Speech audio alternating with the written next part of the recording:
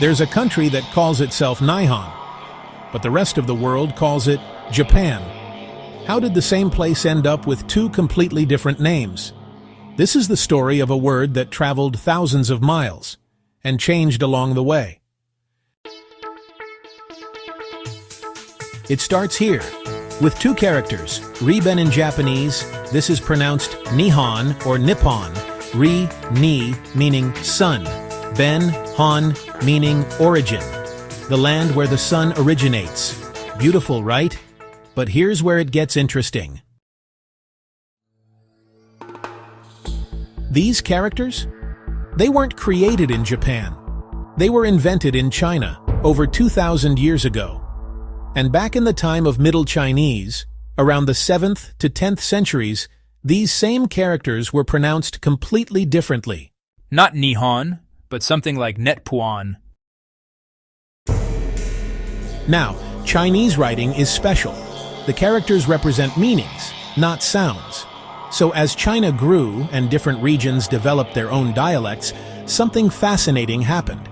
Everyone kept writing the same characters, but pronouncing them in completely different ways.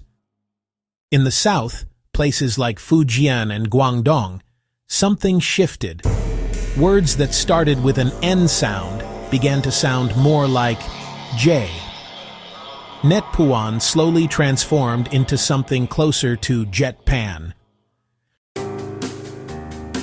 Enter the traders. Malay merchants traveled north, trading with southern China. They heard the locals talking about this island nation to the east, Riben. But they heard it pronounced the southern way, Jetpan. And so, in Malay, the country became Japang.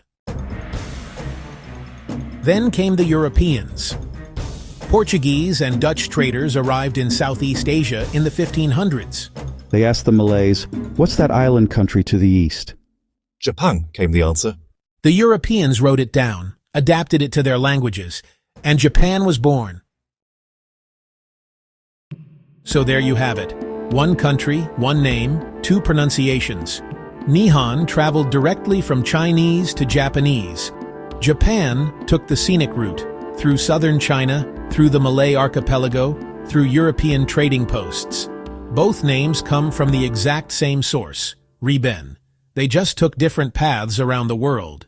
And now when someone in Tokyo says Nihon, and someone in London says Japan, they're both saying the same thing, just in languages that remember different parts of the journey. What other country names have surprising origins? Let me know in the comments.